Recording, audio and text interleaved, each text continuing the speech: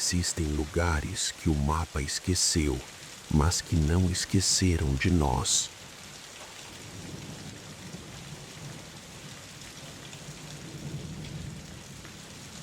Não me procurem. Não tentem encontrar o lugar no mapa.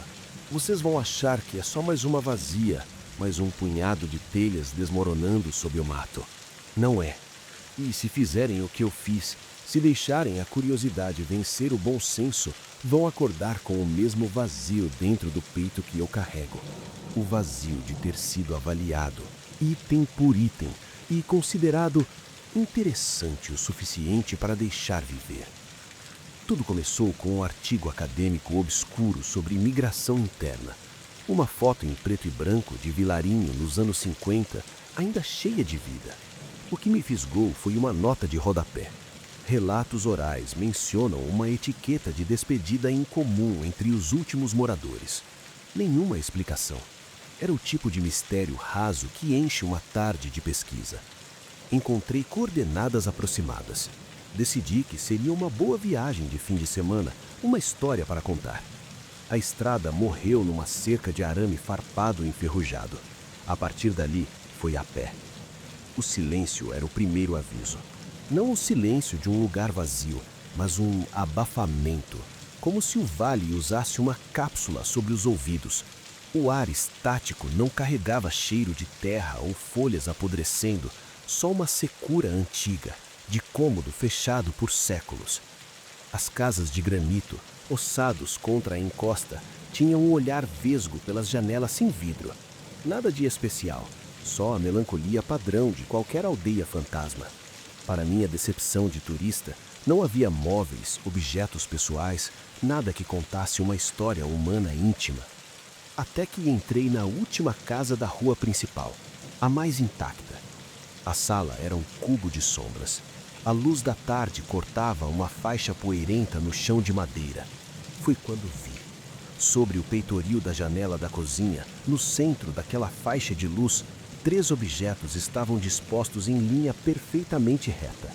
Minha caneta esferográfica azul que eu tinha no bolso do peito, o chaveiro com o emblema do meu carro e meu relógio de pulso digital. O sangue pareceu parar nos meus ouvidos. Eu os tinha comigo, tinha certeza. Toquei o bolso do peito, vazio. Revirei os outros bolsos, nada. Minhas mãos tremeram ao recolher os itens. A caneta estava morna, como se tivesse sido segurada há pouco. O relógio marcava a hora certa, mas a data havia retrocedido um dia.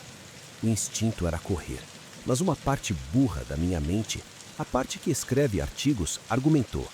Talvez eu os tenha deixado cair sem perceber numa visita anterior. Impossível. Era minha primeira vez lá. Um morador local brincalhão, o lugar estava morto há décadas. A explicação mais lógica era que eu estava enlouquecendo. Decidi ficar, provar para mim mesmo que era um lapso, um surto de desorientação. A noite caiu como uma tampa. Acampei no piso daquela mesma sala, sem coragem de acender uma fogueira. Coloquei meus pertences, a caneta, o chaveiro, o relógio, mais minha carteira e a lanterna, dentro da mochila, que usei como travesseiro. Dormi mal, acordando a cada ruído, o estalo de uma madeira, o farfalhar distante de um animal. O nascer do sol me encontrou exausto, mas aliviado. Nada havia acontecido. Ri baixo da minha própria covardia. Reuni minhas coisas com movimentos quase rituais, conferindo cada item. Caneta, aqui. Chaveiro, aqui. Relógio, aqui. Carteira, aqui. Lanterna. A lanterna não estava. Meu coração deu um salto seco. Revirei a mochila, escaneei o chão empoeirado. Nada. Então meu olhar foi puxado, irresistivelmente, para o peitoril da janela.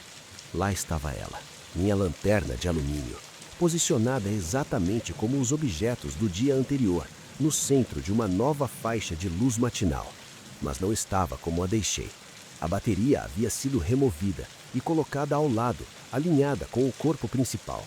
A lente estava limpa, polida até não ter uma única marca de dedo. Foi aí que o sentimento chegou. Não era medo, não era susto. Era uma vergonha profunda, íntima, avassaladora. A sensação de ter sido durante a noite inteiramente revistado, de ter minha única ferramenta de defesa desmontada e inspecionada com uma curiosidade clínica e absoluta, enquanto eu jazia imóvel, inconsciente, defeso. Eles, o que quer que habitasse aquele silêncio abafado, não queriam me machucar, só queriam ver minhas coisas, saber do que eu era feito. Saí de Vilarinho a passo rápido, sem olhar para trás. Só na estrada principal, com o som do motor enchendo meu crânio, consegui respirar. Mas a história não termina aí. 2 noites depois, em casa, acordei no escuro com uma necessidade urgente de verificar algo. Abri a janela da minha mesa de cabeceira. Lá dentro, guardo pequenas lembranças. Um seixo de uma praia, um botão antigo, uma moeda de um país que não existe mais. Eles estavam todos lá. Só que, não, estavam reorganizados, do maior para o menor, formando uma linha precisa e deliberada. Eles não ficaram em Vilarinho. Algo da atenção deles voltou comigo. Algo que ainda olha, com uma curiosidade silenciosa e metódica, para as pequenas tralhas da minha vida. Algo que eu percebo agora, só não me levou porque ainda não terminou de me catalogar. Não cometa o meu erro. Não vá até esses lugares que o mundo tentou esquecer, porque algumas portas, uma vez abertas, não são fechadas do nosso lado. E alguns vizinhos, os mais antigos, têm hábitos muito particulares de conhecer os recém-chegados. Se você está gostando dessa atmosfera sombria ao som da chuva, deixe seu like e me conte nos comentários de onde você está assistindo e que horas são aí. Quero saber em que parte do mundo essa história está chegando. Era para ser um retiro criativo. 2 semanas numa cabana herdada por um amigo no fim de uma estrada de terra que serpenteava um vale denso e esquecido. O lugar chamava-se, nos mapas antigos, São Gens. O lago artificial ao lado era uma mancha azul turva e plácida. A primeira semana foi de paz absoluta. Apenas o som da chuva no telhado de zinco, o farfalhar dos pássaros e o meu teclado. A desconexão era perfeita. Até que a seca veio. Foi uma mudança brusca. O céu ficou de um branco opaco e sem piedade. O lago, dia após dia, começou a recuar. Onde antes havia água profunda, agora surgia uma paisagem lunária. Troncos esqueléticos de árvores afogadas há meio século, cobertos de uma crosta esverdeada, e o lodo, uma massa negra e rachada que exalava um odor ácido e orgânico. Foi quando as estruturas começaram a aparecer. Primeiro um muro de pedra, depois o telhado afundado de uma casa. A vila submersa estava voltando à superfície. A curiosidade foi mais forte que o nojo. Num fim de tarde, calcei umas botas velhas e desci até a margem exposta. O silêncio aqui era diferente, mais denso. O ar parado e quente parecia carregar o eco de vozes afogadas. Caminhei sobre o fundo do lago, o solo cedendo sob meus pés com um som úmido e sugante. Entre as ruínas encontrei uma casa mais intacta. A porta de madeira, retorcida e inchada, estava escancarada, convidando para um umbral escuro. Não entrei. Algo naquela escuridão aquática me repeliu. Mas na janela ao lado, o vidro milagrosamente inteiro refletiu o céu avermelhado do poente. E foi ali, no reflexo, que vi pela primeira vez. Uma figura pálida, uma mancha de branco imóvel atrás do vidro sujo. Meu corpo inteiro deu um sobressalto. Virei de um salto para encarar o interior da casa. Nada. Só sombras profundas e o brilho tênue da luz refletindo no piso parado. Jogo de luz, pensei, forçando uma respiração estável. Fadiga ocular, o reflexo do próprio céu. Voltei para a cabana, mas a imagem daquela forma quieta não saía da minha mente. Na noite seguinte, a observação começou. Estava na varanda, tomando um café frio, quando senti a nítida e inconfundível sensação de ser observado. Não era um pressentimento vago, era uma coceira física entre as omoplatas, uma certeza animal de que pares de olhos estavam fixos nas minhas costas, vindo da escuridão onde o lago dormia. Virei devagar. A paisagem noturna era um vazio de tons de azul escuro e preto. Mas lá embaixo, na orla do lago seco, pontos de uma luminescência fraca e esverdeada tremiluziam. Não eram vagalumes. Eram fixos e pareciam pairar à altura de uma janela. O sono fugiu. Passei horas na varanda, uma lanterna poderosa ao meu lado encarando aqueles pontos de luz. Eles não se moviam, não apagavam, só observavam. A última noite lá foi a pior. O vento havia morrido completamente e o mundo parecia ter parado de respirar. A sensação de vigilância agora era uma presença física, um peso no ar. Decidi enfrentar. Desci até a beira do lago seco, a lanterna cortando a escuridão como um sabre. Os pontos de luz verde haviam se multiplicado. Agora pareciam vir de várias das janelas expostas da vila afundada. Caminhei até a casa da janela intacta. Minha respiração era o único som, alta e irregular no silêncio abissal. Apontei o feixe de luz para o vidro. O reflexo era cego, opaco, mas no meio do círculo de luz branca, uma forma tomou contorno. Não era um reflexo. Era uma figura humana, desfocada, como vista através de água corrente, encostada do lado de dentro do vidro. A cabeça, uma mancha clara, parecia levemente inclinada, como se estudasse minha aproximação. O choque foi tão intenso que quase soltei a lanterna. Eu congelei. A figura não se moveu. Nós ficamos ali, separados por um século de água e uma placa de vidro, em um impasse silencioso. Então, devagar, muito devagar, uma mão pálida e indistinta surgiu da sombra e tocou a superfície interna do vidro, bem no centro do meu feixe de luz. Foi quando eu fugi. Corri pelo lodo, tropeçando, caindo e levantando, com o coração batendo tão forte que eu temia que iria atrair aquelas coisas para mim. Só na cabana, com todas as portas trancadas e as luzes acesas, consegui voltar a mim. Saí de São Gens ao despontar, sem olhar para trás. O lago, soube depois por notícias, voltou a encher com as chuvas de outono. A vila está submersa novamente. Estou em segurança, numa cidade grande, cercado de ruídos e luzes. Mas às vezes, em noites muito quietas, quando olho pela janela do meu apartamento para o escuro lá fora, a sensação volta. A coceira entre os ombros, a certeza de que em algum lugar na escuridão há uma janela e atrás dela uma forma pálida e paciente, ainda estudando, ainda esperando que as águas baixem mais uma vez. Se essas histórias estão te envolvendo, se inscreva no canal para não perder os próximos relatos de terror ao som da chuva. Aqui sempre tem novas histórias para você relaxar.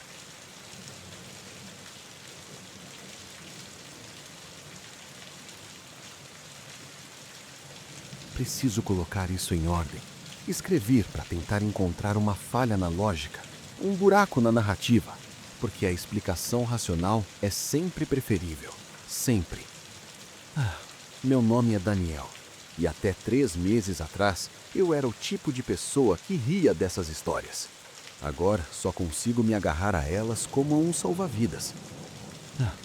Tudo começou com o Vale da Mó, uma vila abandonada nos anos 50, vítima de um êxodo rural comum. Como fotógrafo documental, fui atraído pela arquitetura em ruínas. A igreja, uma pequena construção de pedra, era o ponto focal. A porta principal estava emperrada, mas a lateral, que dava para a sacristia, cedeu com um empurrão. O interior era o esperado: poeira, teias de aranha, bancos tombados. A sacristia era um cubo vazio, exceto por uma cadeira de madeira simples, colocada no centro exato da sala, como se esperasse alguém. Estranho, pensei. Alguém a trouxe para cá, um pastor, um andarilho. Fiz algumas fotos e saí, sem dar muita importância. Nos dias seguintes, voltei à Vale da Mó para fotografar em diferentes luzes. E toda vez que entrava na sacristia, a cadeira estava lá, no mesmo lugar, perfeitamente centralizada. Comecei a me incomodar. Mudei-a de lugar, encostando-a na parede. No dia seguinte, estava de volta ao centro. Ventos fortes, raciocinei. O piso é desnivelado, ela roda para o ponto de equilíbrio. Era uma explicação plausível, embora o piso parecesse sólido. Então veio a noite em que decidi capturar o crepúsculo dentro da igreja. O plano era ficar até o último instante de luz natural. A atmosfera era pesada, o silêncio absoluto. Como um teste infantil, resolvi me sentar na cadeira, só por um momento, para provar que nada aconteceria. A madeira gemeu sob meu peso. O ar na sala parecia ficar mais frio, mais denso, e então ouvi passos, lentos, meticulosos, vindos do corredor que ligava a sacristia à nave principal.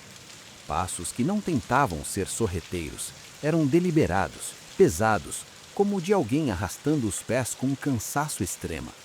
O coração disparou. Um animal, pensei, desesperado. Um lobo, um javali, entrou na igreja. Mas os passos eram bípedes, distintamente humanos. Eles pararam do lado de fora da porta fechada da sacristia. A respiração travou na minha garganta. Foi então que a voz chegou. Não era um sussurro assustador. Era apenas uma voz, cansada, rouca, seca de desuso, mas clara como se estivesse a centímetros do meu ouvido, separada apenas pela espessa porta de carvalho. É hora do ofício. A frase era simples, factual. Meu corpo reagiu antes do meu cérebro. Levantei-me tão rápido que a cadeira caiu para trás com um baque que ecoou como um tiro na sala silenciosa. Não olhei para trás. Atravessei a sacristia, arrombando a porta lateral com o ombro e saí para o crepúsculo roxo, correndo como se tivesse demônios nos calcanhares. No carro, tremendo, reconstruí os eventos. Explicação lógica número 1. Eu estava sozinho. O silêncio e a escuridão podem pregar peças auditivas. Uma alucinação hipnagógica, talvez, ao adormecer sentado. Explicação lógica número 2. Há um morador local excêntrico que sabe dos visitantes e gosta de assustá-los. Os passos eram reais, a voz era real, mas humana. A frase "é hora do ofício" poderia ser uma provocação. Por semanas me agarrei a essas explicações. Elas eram meu escudo. Até ontem. Estava revisando as fotos daquele dia, a última série feita antes de entrar na sacristia à noite.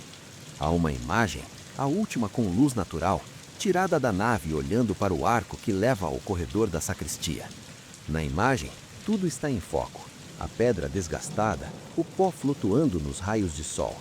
E ali, no canto inferior direito da imagem, quase fora do enquadramento, há uma sombra projetada no chão de pedra. É a sombra de pernas humanas, paradas, como se alguém estivesse de pé, escondido por trás da parede do corredor, esperando. A luz do fim da tarde projetaria essa sombra perfeitamente. O sol na imagem confirma o ângulo. A sombra não é uma mancha indistinta. Tem o contorno nítido de calças largas e botas pesadas. Eu não estava sozinho na igreja naquela tarde. E essa é a peça que não encaixa. A sombra prova uma presença física no momento exato antes dos eventos noturnos. Ela corrobora a fonte dos passos. Destrói minha primeira explicação lógica.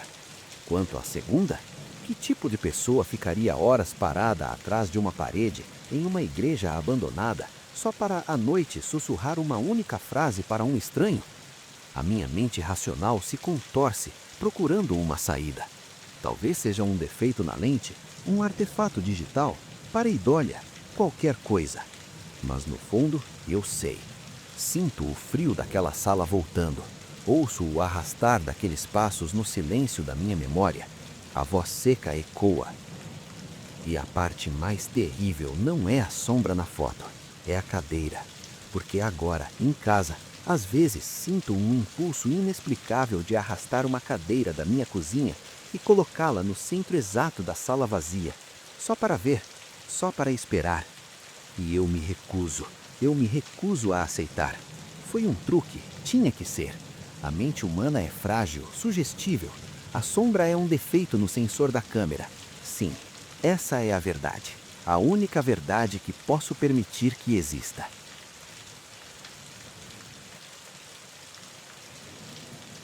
Algumas frequências não são para serem ouvidas.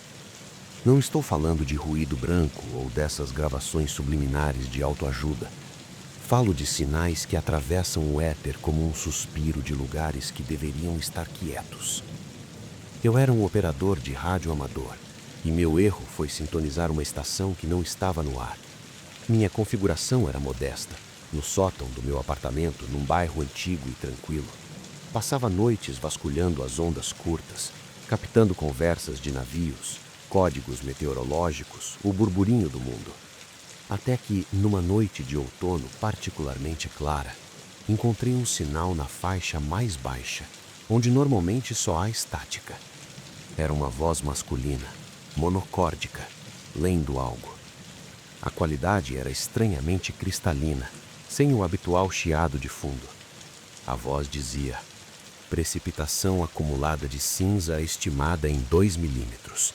Ventos do leste, silenciosos, com rajadas de até 15 quilômetros por hora. Visibilidade reduzida após o anoitecer. O céu permanecerá fechado. Parecia um boletim meteorológico comum, exceto por 2 detalhes: a precipitação de cinza e o vento silencioso. E a data mencionada. Era sempre o dia seguinte. Fiquei intrigado. Era provavelmente uma transmissão artística, um projeto de algum colega radioamador com senso de humor peculiar. Anotei a frequência. No dia seguinte, olhei pela janela.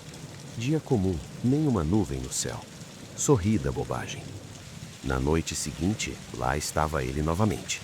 Mesma voz, mesmo tom profissional. Céu encoberto por nevoeiro seco. A temperatura apresentará uma queda abrupta de 8 graus entre as 3 e 4 da madrugada. Recomenda-se que os ouvintes não contemplem as sombras projetadas após essa hora. Repetindo, não contemplem as sombras. Um arrepio percorreu minha nuca.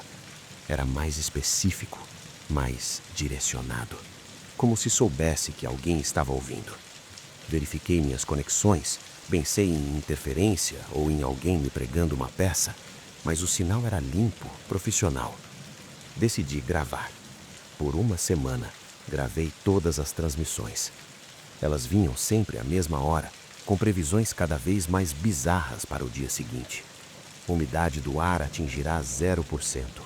Os sons produzidos entre as 23 e hora 0 não ecoarão. Amanhã, ao meio-dia, todas as fontes de água parada refletirão uma cor âmbar durante exatos 60 segundos. O clima na cidade permanecia normal, mas as palavras da transmissão começaram a me afetar. Evitava olhar para poças, ficava acordado até depois da meia-noite tentando ouvir se meus passos realmente não faziam eco no corredor vazio do prédio. Eles faziam. A paranoia era um veneno lento. A gota d'água foi a transmissão de ontem. A voz, pela primeira vez, pareceu titubear. Amanhã. A transmissão de amanhã será a última. O padrão está completo. Os ventos silenciosos chegarão ao ponto de origem. Recomendação final. Desconecte sua antena. Quebre seu rádio. Não procure a fonte. E então, a última frase, sussurrada com uma urgência que cortou a frieza anterior. Eles sabem que você gravou. O silêncio que se seguiu foi o mais absoluto que já ouvi. Até a estática habitual tinha sumido. Sentei no sótão, gelado. Era uma ameaça, clara e direta. Passei a noite em claro, o coração martelando contra as costelas. Hoje de manhã, obedeci. Desmontei o equipamento com mãos trêmulas. A antena está enrolada num canto. O rádio, com sua placa-mãe exposta, já sobre a mesa. Eu deveria me sentir aliviado, ameaçado, mas seguro. Mas não estou. Porque há uma última coisa. Uma verificação que não resisti a fazer. As previsões, elas nunca eram sobre o tempo agora. Eram sobre o tempo amanhã. E hoje, ao sair para comprar um café, vi. No pequeno vaso de cerâmica na varanda do meu vizinho, a água parada da chuva de anteontem, ao meio-dia exato, por um breve instante enquanto uma nuvem fina passava sobre o sol, a superfície da água não refletia o céu cinza. Refletia uma cor âmbar profundo, intenso como de mel velho. Durou exato 1 minuto e depois sumiu. A transmissão estava certa. Sobre isso, o que mais estava certo? E agora, sento aqui no escuro, olhando para o rádio desmontado. E a pergunta que me consome, a verdadeira revelação perturbadora, não é quem transmitia ou por quê. É, se o sinal previa o futuro com tanta precisão para me assustar, o que ele prevê para o dia em que eu, inevitavelmente, fraquejar e religar tudo para tentar ouvir a próxima instrução?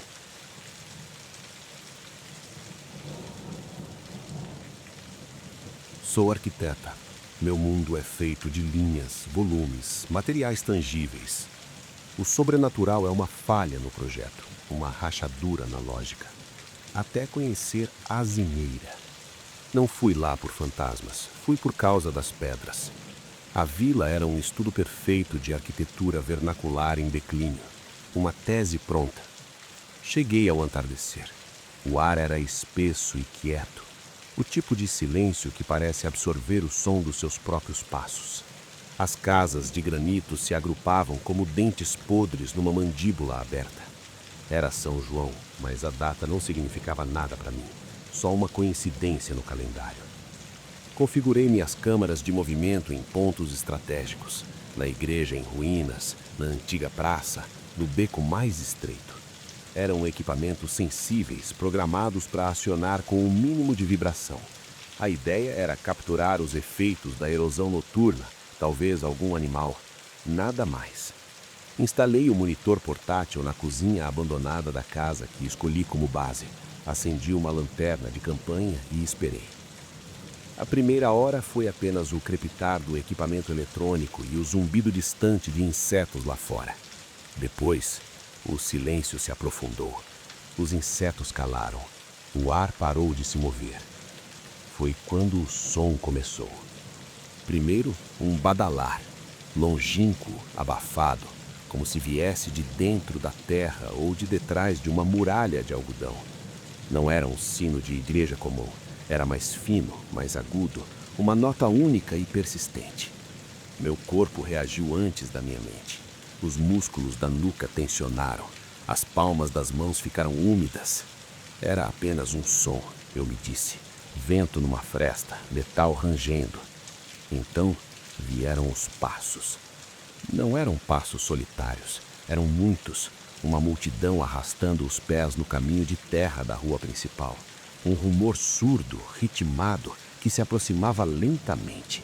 Não havia voz, não havia respiração, apenas esse arrastar coletivo e pesado. A lanterna de campanha, que emitia uma luz neutra e constante, pareceu escurecer, como se a escuridão ao seu redor estivesse se condensando. Olhei para o monitor. As câmeras mostravam as ruas vazias, imagens estáticas, verdes e pretas. Nenhum ponto de calor, nenhum movimento acionava as lentes. Mas o som enchia a casa, passava pelas paredes de pedra como se elas não existissem. Os passos chegaram à altura da minha porta. Pararam. O silêncio que se seguiu foi de um peso insuportável. Era o silêncio de uma multidão parada, esperando. A pressão nos meus tímpanos era física, uma sensação de afundamento. E então veio o canto. Não era uma melodia, era uma recitação gutural, monótona, em latim. Vozes masculinas, cansadas, sem emoção, repetindo uma ladainha que eu não compreendia. O som não vinha de fora, parecia emanar das próprias paredes, do piso sob meus pés, do ar que eu respirava. Era dentro e fora ao mesmo tempo. Eu me encolhi no canto, os joelhos contra o peito, as mãos pressionadas contra os ouvidos. Não adiantava. O canto era ósseo, vibrante, ignorava barreiras físicas. Ele continuou por um tempo que pareceu uma eternidade, essa repetição fúnebre e mecânica. E então parou. No corte abrupto, veio outro som. Um suspiro. Não um suspiro individual, mas um suspiro coletivo, profundo, de dezenas ou centenas de pulmões soltando o ar ao mesmo tempo. Um som de alívio final, de tarefa cumprida, de um cansaço tão profundo que transcende a vida. E dentro desse suspiro, pela primeira vez, uma palavra que entendi, sussurrada, como um segredo compartilhado por todas aquelas vozes ao mesmo tempo. Libera. E depois, nada. O silêncio voltou. O silêncio comum do mundo real, apenas quebrado pelo meu próprio arfar desesperado. A luz da lanterna voltou ao normal. Olhei para o monitor. As ruas continuavam vazias. As câmeras nada haviam registrado. Saí de Azinheira ao amanhecer, minhas pernas ainda trêmulas. Levei os cartões de memória. As imagens estão limpas, vazias, mas os arquivos de áudio que as câmeras captaram automaticamente são perfeitamente claros. O badalo, os passos arrastados, a ladainha em latim, o suspiro colossal e a palavra final. Mostrei para um amigo especialista em som. Ele analisou, ficou pálido. Não há fonte pontual, ele disse. O áudio está em todo o campo. É como se o próprio ambiente estivesse gerando isso. E esse suspiro, a modulação é impossível para um único indivíduo. Parece mesmo muitos. Agora, sento em meu apartamento moderno, cercado por linhas retas e luz planejada. Mas à noite, quando o prédio fica quieto, às vezes coloco os fones e ouço, não pelas vozes, nem pelo latim. Ouço aquele suspiro, aquele último e coletivo libera. E me pergunto sempre o que eles achavam que estavam libertando. E se ao permanecer na vila naquela noite, eu de alguma forma participei do ritual. E se o que foi solto naquele suspiro não foi apenas o cansaço deles, mas algo mais. Algo que agora respira o mesmo ar que eu, em silêncio, à espera de um novo canto para começar.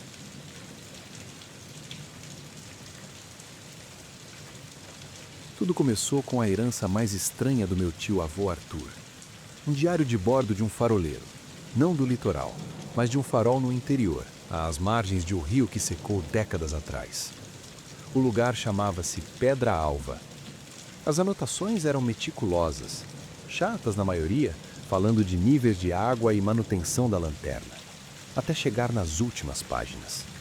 A caligrafia, antes firme, tornou-se trêmula. Ele escrevia sobre os pequenos guardiões e a obrigação dos nichos. Falava que, enquanto as casas da vila fossem habitadas, os guardiões descansavam. Mas, com o abandono, alguém tinha que cumprir o ritual. Ele se nomeou esse alguém. As anotações terminavam com: eles estão satisfeitos, a pedra está limpa, a casa está guardada. Intrigado, fiz uma viagem de fim de semana até Pedra Alva. O lugar era um esqueleto de pedra sob um céu demasiado grande. A vila era minúscula. E o tio Arthur estava certo. Sobre cada porta, mesmo das casas mais arruinadas, havia um pequeno nicho vazio, uma alcova talhada na própria pedra. Foi então que vi. No nicho da primeira casa, bem no fundo, havia uma pedrinha branca, lisa como se tivesse sido polida pelo rio durante anos. Estava perfeitamente centralizada. Examinei a segunda casa. Outra pedrinha, similar, no mesmo lugar. Terceira casa, quarta, quinta. Em cada nicho, uma única pedra branca, limpa de poeira e teias, como se tivesse sido colocada ali minutos antes.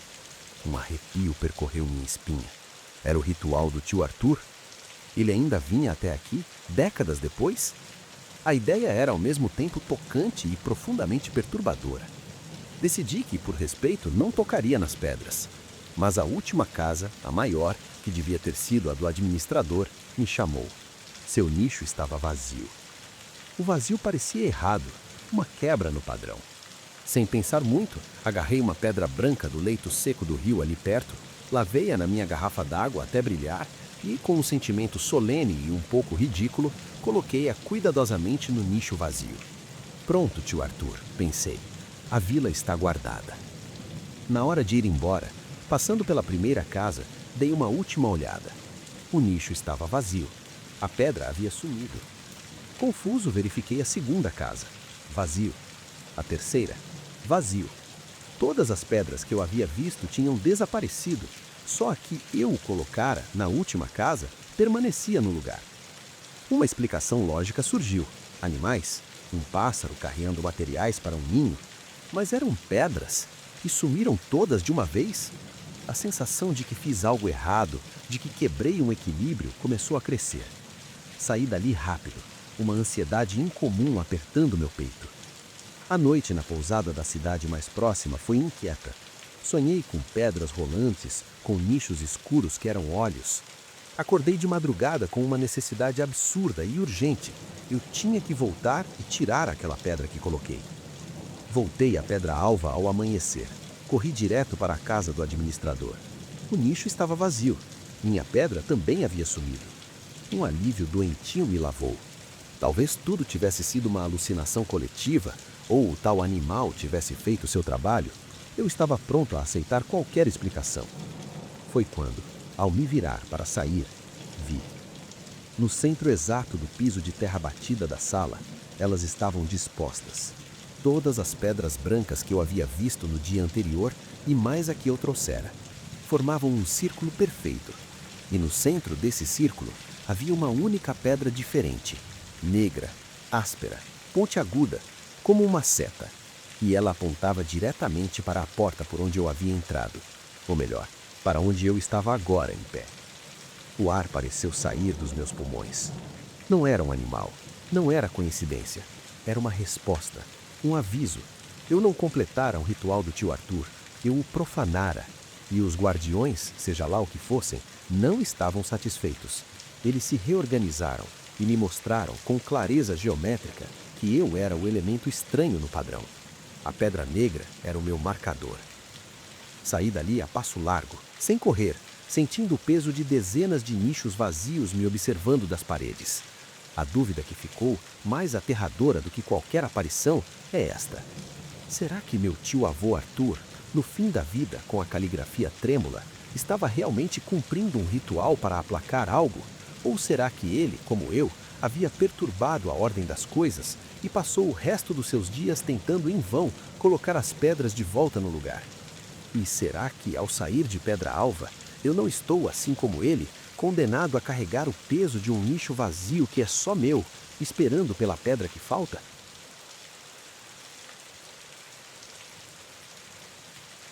Insônia. Foi o primeiro sinal. Depois de passar o dia em Fontela, fotografando a estrutura de ferro e vidro do antigo sanatório, simplesmente não conseguia dormir. Atribuía o café forte à excitação do trabalho. Eu era um urban explorer e aquele lugar era lendário. Os primeiros relatos eram médicos, um sanatório para doentes respiratórios, fechado nos anos 60, quando os tratamentos mudaram. Depois, os relatos dos pacientes antes da evacuação final falavam de observadores noturnos que vinham das colinas. Claro, atribuíram a febres altas e ao ópio dado para a tosse. Histórias para impressionar turistas como eu. No segundo dia, voltei para um trabalho mais detalhado. As salas de isolamento, no andar superior, eram as mais preservadas. Pequenas celas com janelas altas e estreitas, revestidas de azulejos brancos até a metade da parede. O silêncio ali era diferente, abafado, como dentro de um frasco. Foi quando notei a primeira marca. Na poeira espessa que cobria o peitoril de uma dessas janelas, uma série de impressões claras. 4 linhas longas e finas, paralelas, e um polegar mais curto, ligeiramente afastado. A marca de uma mão. Uma mão pequena, de dedos anormalmente compridos e finos. Meu estômago deu um nó. Era uma marca fresca, nítida, sobre a poeira intocada ao redor. Outro explorador, murmurei. Alguém com luvas de dedos finos. Mas a lógica vacilou. A janela estava a 2 metros do chão. Quem se apoiaria ali, do lado de dentro, e por quê? Apaguei a marca com o cotovelo. um movimento quase supersticioso. Continuei meu trabalho, mas a concentração estava quebrada. Cada som, cada estalo da estrutura antiga fazia meu pescoço tensionar. Passei a evitar o olhar direto para as janelas das salas de isolamento. Na terceira noite em casa, a insônia voltou, acompanhada por uma sensação nova, a de ser observado. Não da rua, não da porta. Era uma sensação vertical, vinda de cima, como se algo estivesse no telhado do meu prédio ou pairando logo acima do meu quarto, olhando para baixo através do teto. Ridículo. A fadiga do trabalho. No fim de semana seguinte, voltei à Fontela. Precisava de uma última sessão de fortos. Fui direto para o andar superior. O corredor das salas de isolamento parecia mais frio. E então vi. Não era uma marca, eram várias. Em cada peitoril de janela, em cada uma das 6 salas de isolamento, havia agora a mesma impressão clara na poeira. A marca daquela mão pequena e de dedos longos. Todas idênticas, todas posicionadas exatamente da mesma maneira, como se alguém ou alguma coisa tivesse caminhado de sala em sala, apoiando a mão no mesmo lugar, meticulosamente. O ar ficou pesado e difícil de puxar para os pulmões. Nenhum explorador faria isso. Era um padrão, um ritual ou uma assinatura. É um animal, forcei-me a pensar, a voz interna soando histérica. Um grande pássaro, um morcego, algo que pousa. Mas as marcas eram de uma mão, com o polegar opositor, primate. Não havia primatas na região, e morcegos não deixam impressões tão nítidas e complexas. Comecei a fotografar as marcas, minhas mãos trêmulas fazendo a câmera tremer. Precisava de evidência, de algo concreto para analisar, para racionalizar. Ao me inclinar para capturar um ângulo melhor na terceira sala, meu olhar foi puxado para baixo, para o canto entre o peitoril e o azulejo. Lá, presa numa lasca de madeira podre, havia uma mecha de cabelo, muito fina, quase translúcida como fio de seda branca. Não era de animal, era cabelo humano, ou algo parecido com isso. A paranoia então se instalou de vez. Não era mais apenas uma sensação. Havia marcas físicas, havia evidência. Em casa, cada sombra na parede, cada reflexo estranho na janela da cozinha à noite, tornava-se uma ameaça em potencial. Comecei a fechar todas as persianas antes do anoitecer. Evitava olhar para o alto. A sensação de observação vertical era constante, um peso sobre a nuca. A gota d'água foi ontem. Recebi as fotos reveladas digitalmente. As marcas nas poeiras eram perfeitas, assustadoramente claras. E numa das fotos, a mais ampla do corredor, notei algo que meus olhos, no calor do momento, haviam perdido. No vidro sujo e quebrado da última janela, no fundo do corredor, havia um borrão. Um reflexo difuso. Ao ampliar, o borrão tomava uma forma vaga, alongada. Poderia ser qualquer coisa. Poderia ser a luz filtrada pelas árvores. Mas logo abaixo desse borrão, no peitoril interno, a poeira estava intocada. Não havia marca de mão ali. A única janela sem uma marca era a única que talvez tivesse alguém ou alguma coisa já parado diante dela, bloqueando o pó na hora da foto. Agora escrevo isto com todas as luzes acesas. A persiana da janela do meu escritório está cerrada. A pequena mecha de cabelo branco está dentro de um saco plástico na minha javela. Não a mostrei a ninguém. Temo que, se o fizer, se procurar uma explicação racional, talvez de um especialista forense, que me diga que é cabelo humano de uma criança muito doente, preservado por décadas, essa última âncora à normalidade se solte.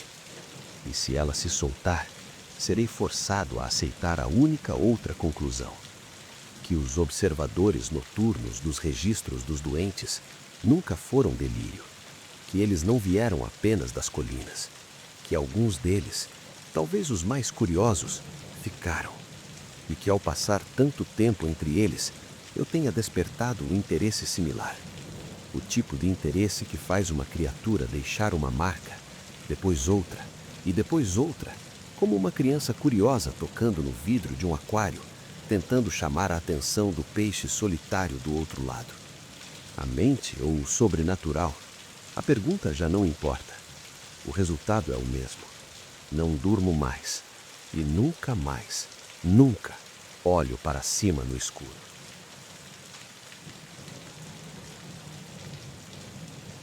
A carta da tia Elvira era confusa, cheia de rasuras e de uma urgência senil. Ele nunca perdoou o atraso, dizia uma linha. O relógio ainda espera. Alguém tem de acertar a hora. Junto veio uma chave enferrujada e uma fotografia desbotada de uma pequena estação de comboios, com a inscrição Estaçãozinha, 1969. Meu pai, irmão mais novo de Elvira, nunca falou do lugar. Morreu jovem num acidente ferroviário, ironicamente. A curiosidade era uma coceira mental. Estaçãozinha não constava nos mapas atuais. Após pesquisas, descobri que a linha férrea secundária fora desativada em 1972. A estação e a vila que servia foram engolidas pelo esquecimento. A tia Elvira, agora num lar com memória esfacelada, só balbuciava números. 3 e 17. Sempre 3 e 17. Encontrei o lugar num domingo cinzento. A estrada terminava em uma cerca partida. A estação era uma casinha de pedra com telhado desmoronado, encostada a um cais de plataforma rachado onde o mato brotava entre os dormentes. O silêncio era absoluto, nem pássaros. A porta principal estava empilhada com entulho, mas a porta traseira, da sala do chefe da estação, cedeu a chave de tia Elvira com um gemido triunfante. Dentro, o tempo estava em suspensão. Papéis amarelos sobre uma escrivaninha, um casaco mofado pendurado num cabide, um bule de chá frio sobre um fogão a carvão. E na parede, acima de uma prateleira vazia, o relógio. Era um modelo antigo de estações, redondo com números romanos grossos e ponteiros de latão. E estava parado. Os ponteiros apontavam, incontestavelmente, para as 3 e 17. 3 e 17, disse em voz alta. O eco devolveu a frase, plana. Era isso. O mistério era um relógio parado. Um sentimento anticlimático misturou-se com alívio. Tirei uma foto com o telemóvel. A tia Elvira estava confusa, era tudo. Talvez meu pai tivesse trabalhado aqui brevemente. Talvez houvesse uma história de um comboio atrasado, uma pequena falha humana amplificada pela demência dela. Voltei uma semana depois, levando ferramentas. Decidi que levaria o relógio, uma lembrança física da história familiar. Mas ao entrar na sala, porém, algo me fez parar. Uma dissonância visual. Olhei para o relógio. Os ponteiros ainda apontavam para as 3 e 17. Mas eu tinha a nítida e incômoda sensação de que não estavam exatamente na mesma posição. O ponteiro dos minutos parecia ter avançado 1 grau. Apenas 1. 1 minuto. Impossível, murmurei. Devia ter me enganado na primeira vez. A poeira no mostrador, o ângulo da luz. Examinei a foto que tirei no telemóvel. Na imagem, os ponteiros estavam em 3 e 17. Comparei com o relógio na parede. Era difícil dizer. Talvez houvesse uma diferença mínima. Talvez não. Uma ideia absurda nasceu. Voltei ao carro, busquei um rolo de fita adesiva amarela que uso para sinalizar. Voltei à sala e, com um cuidado quase cirúrgico, coloquei um pequeno pedaço de fita na parede, alinhado exatamente com a ponta do ponteiro dos minutos. Fotografei de novo. Era um registro, uma âncora.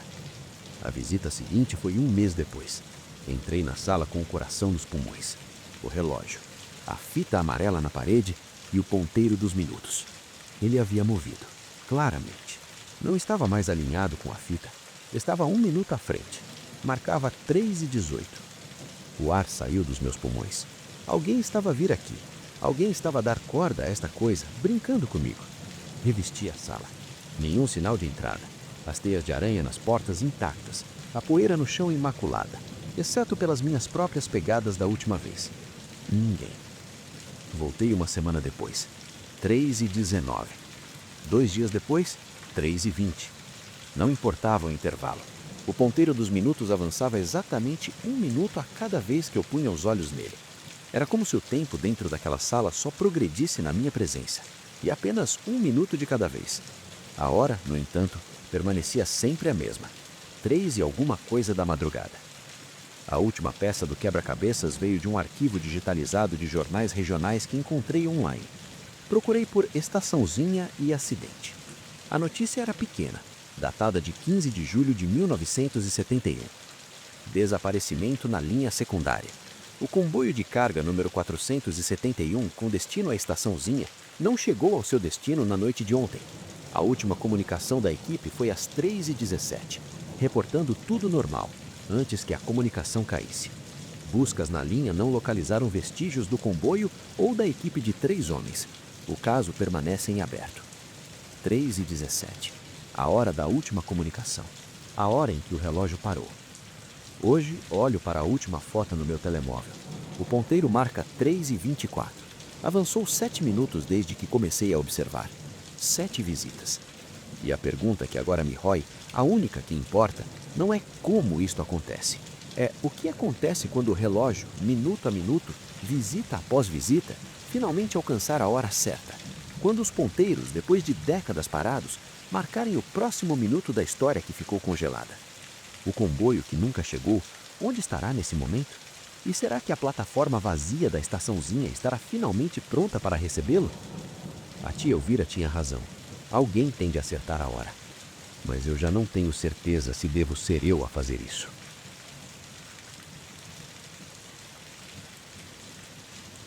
Fragmentos. É assim que me lembro de Malhadais. Não como uma história, mas como sensações desconexas, recortadas contra um pano de fundo de silêncio. Fragmento 1. A estrada terminar. O carro parado, o motor desligado. A primeira coisa que notei não foi o visual, mas a falta de som. Nenhum vento nas folhas secas das bétulas, nenhum canto de pássaro, nenhum zumbido de inseto. Apenas o batimento alto do meu próprio sangue nos ouvidos. Era um silêncio espesso, ativo, como se o ar fosse algodão absorvente. Fragmento 2. As casas baixas de pedra escura, alinhadas numa rua única. Portas entreabertas, janelas como órbitas vazias. Nada se mexia, nenhuma mosca.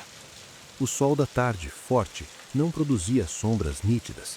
Tudo parecia banhado numa luz plana e sem contraste. Caminhei. Meus passos na terra batida não faziam ruído. Era como andar sobre um colchão profundo. A ausência de eco era desorientadora. Pisquei forte, tentando ouvir o som das pestanas. Nada. Fragmento 3. Uma casa com a porta caída. Decidi entrar, buscando qualquer sinal de vida, qualquer coisa que quebrasse aquele vácuo. O interior era escuro, frio. Um banco de madeira, uma lareira cheia de cinzas frias. Em cima de uma mesa, um prato de estanho. Dentro do prato, uma maçã. Inteira, mas desidratada, enrugada como o rosto de uma múmia. A pele uma caveira castanha e apertada contra o caroço. Parecia estar ali há uns 50 anos. Era o único objeto com uma identidade definida. Toquei nela. Era leve como cortiça.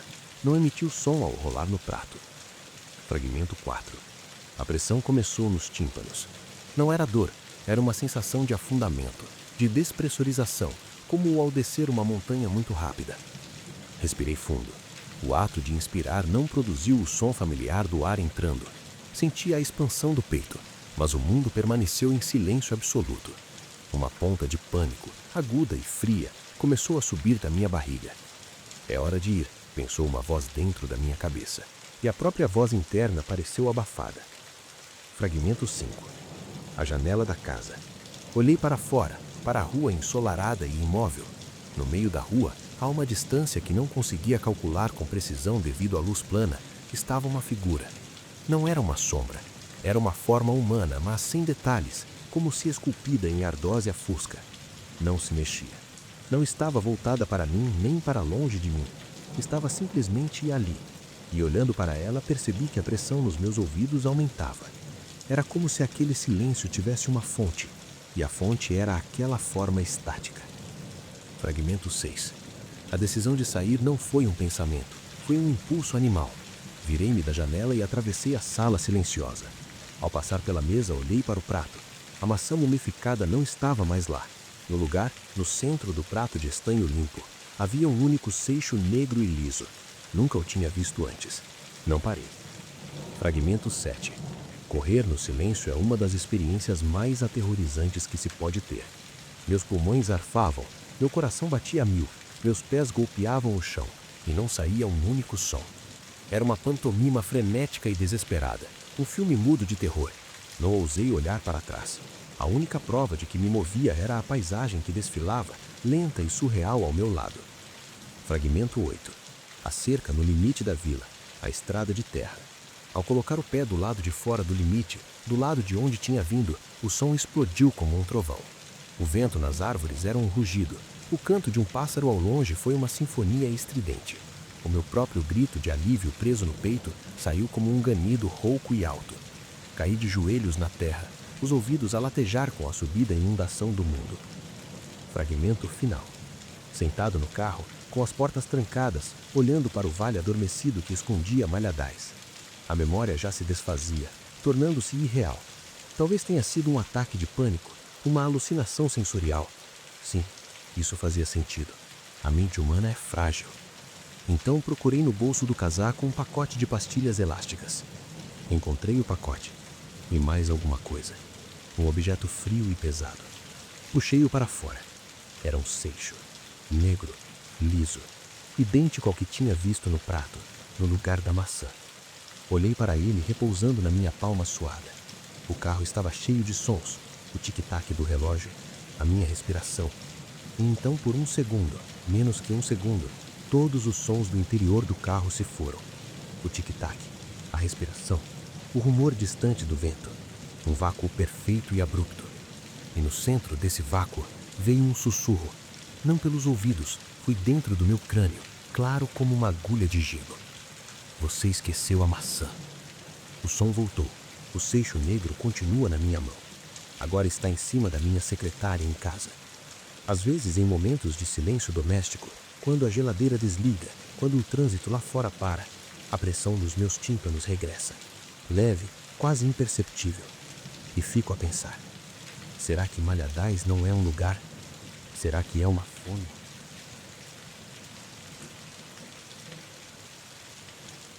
Sou cético por profissão. Analista de sistemas. O mundo é código, lógica binária, causa e efeito. Quando meu amigo Léo começou a falar das transmissões fantasma de cabeça gorda, ri-me. Parecia o projeto perfeito para uma desmistificação. Passar uma noite na velha estação de rádio abandonada, gravar tudo e provar que são ventos, infiltrações ou, o mais provável, a imaginação fértil de moradores entediados. Levei equipamento, 2 câmeras de ação com visão noturna, um gravador digital de alta sensibilidade, um medidor de campos eletromagnéticos, o meu kit de caça-fantasmas, uma ironia em si mesmo. A estação era um cubo de cimento no topo de uma colina calva, antenas retorcidas apontando para um céu noturno carregado de estrelas. Nada de especial. Configurei o equipamento. Coloquei uma câmera no exterior, apontada para a sala de transmissão principal, com suas mesas vazias e painéis de controle arrancados. A outra no interior, capturando o ambiente geral. O gravador coloquei no centro da sala, sobre um tripé. O medidor ao lado. A minha ideia era narrar, em tempo real, cada som normal, cada explicação racional. Criaria um vídeo, A Noite que Desmascarei Cabeça Gorda. Seria hilariante. As primeiras horas foram de um tédio absoluto. Narrei o vento uivando nas frestas, vento estrutural comum em construções elevadas. Gravei o rangido térmico do metal ao arrefecer, contração de materiais. O medidor não se mexia. Até a meia-noite, estava convencido de que tinha desperdiçado um fim de semana. Foi então que o gravador captou o primeiro sussurro. Eu estava fazendo uma pausa, sentado num banco, a beber água, quando reparei que os níveis de áudio no pequeno ecrã do gravador subiram, embora eu não estivesse ouvindo nada de anormal. Olhei para a câmera interior. A sala estava vazia. Mas no ecrã do gravador, uma forma de onda dançava. Retrocedi e pus os auscultadores. Era uma voz, masculina, monocorda, mas abafada, como se falasse através de um pano. Dizia números, coordenadas talvez. 38, 14, 0, 7. Depois silêncio. Adrenalina fria e profissional bombou-me as veias. Interferência, disse para a câmera, tentando manter um tom desdenhoso. Rádio amador, talvez uma frequência de emergência que atravessa o ferro velho das antenas. Ajustei as configurações do gravador para filtrar determinadas faixas. 1 hora depois, aconteceu de novo. Desta vez, a voz estava mais clara. Não eram números, era uma frase. O padrão de interrupção é consistente. O ouvinte permanece na zona de teste. Fiquei gelado. Ouvinte, singular. Eu era o único ouvinte ali. Coincidência. Tinha que ser. Era uma transmissão de rádio pirata qualquer. Alguém a brincar com quem pudesse estar ouvindo. A minha razão agarrava-se a isso com unhas e dentes. Mas então, o medidor eletromagnético que estivera inerte toda a noite começou a piscar. Uma luz verde fraca, pulsando em sincronia com nada. Não havia fonte aparente. Apontei a câmera interior para ele. Interferência de fundo, forcei-me a dizer, mas a minha voz soou tensa no auscultador da câmera. O clímax chegou perto das 3 da manhã. A voz voltou, não mais um sussurro, mas uma comunicação clara, destinada a um transceptor. Unidade de observação para a base. O sujeito de teste está documentando o processo. Resposta ao estímulo auditivo, confusão seguida de racionalização forçada. Padrão típico. Proceder para a fase 2, estímulo visual. Antes que eu pudesse processar o que estímulo visual significava, as 2 câmeras de ação simultaneamente falharam. A de exterior mostrou por 2 segundos uma imagem completamente branca, saturada, como se um flash potente detonasse diante da lente. A de interior capturou algo diferente. Na parede oposta, que era de cimento liso, uma série de sombras rápidas e geométricas dançaram, projetadas por uma fonte de luz inexistente dentro da sala. Formas que se assemelhavam a diagramas, a esquemas de circuitos, a coisas que se dobram em ângulos não naturais. E depois, as 2 câmeras voltaram ao normal, mostrando apenas a escuridão e a sala vazia. Eu não tinha visto nada disso a olho nu. Para os meus olhos, a sala permaneceu escura e imóvel. Foi o fim. A minha coragem, ou a minha arrogância, esgotou-se. Desliguei tudo às pressas, enfiei o equipamento na mochila e desci a colina a tropeçar, sentindo-me observado por cada estrela no céu. Em casa, seguro, o cético voltou a ganhar força. Tinha que haver uma explicação. Hackeamento de sinal? Uma brincadeira elaborada do Léo? Fui ver as gravações no meu computador, o coração apertado. O vídeo das câmeras estava lá. O vento, os rangidos, a minha narração forçada e depois a falha. O flash branco na câmera exterior. As sombras dançantes na interior. O áudio do gravador estava lá. Os sussurros, os números, a comunicação clara sobre mim, o sujeito de teste. A prova estava diante de mim, clara, digital e inegável. Foi então que fiz o que qualquer cético truamente assustado faria. Não publiquei o vídeo. Não mostrei a ninguém. Selecionei todos os ficheiros. O vídeo das 2 câmeras, os ficheiros de áudio e arrastei-os para a pasta mais segura que conheço. Uma unidade encriptada, dentro de outra pasta com um nome inócuo, Impostos 2019. Depois apaguei os originais. Vazei o lixo eletrônico. Limpei os cartões de memória. Fiz tudo para enterrar a evidência, para apagar a prova que desafiava meu mundo inteiro. E funcionou, durante um tempo. Voltei ao meu trabalho, à minha vida de código e lógica. Mas às vezes, muito tarde, quando a casa está em silêncio e a descuridão lá fora parece muito profunda, uma necessidade doentia me apodera de mim. Abro o computador. Navego para a pasta Impostos 2019. Introduzo a longa senha e pressiono play. Não no vídeo. Não preciso ver as sombras de novo. Pressiono play no ficheiro de áudio. Aumento o volume e escuto. Escuto a voz monocorda dizer: o sujeito de teste está documentando o processo. E me pergunto, enquanto o som me enche os ouvidos numa sala que de outra forma estaria silenciosa, se eu apaguei todas as provas, se nunca mostrei a ninguém, como é que ela ainda sabe que eu estou ouvindo? A única explicação lógica restante é a mais terrível. O teste nunca terminou. E o gravador não está reproduzindo um arquivo. Está captando uma transmissão ao vivo. Ainda acordado? Então aproveita e deixa seu like, se inscreve no canal e comenta de onde você está assistindo. Mas calma, eu preparei mais um vídeo para tentar te fazer dormir. Ele já está na tela. Te espero lá.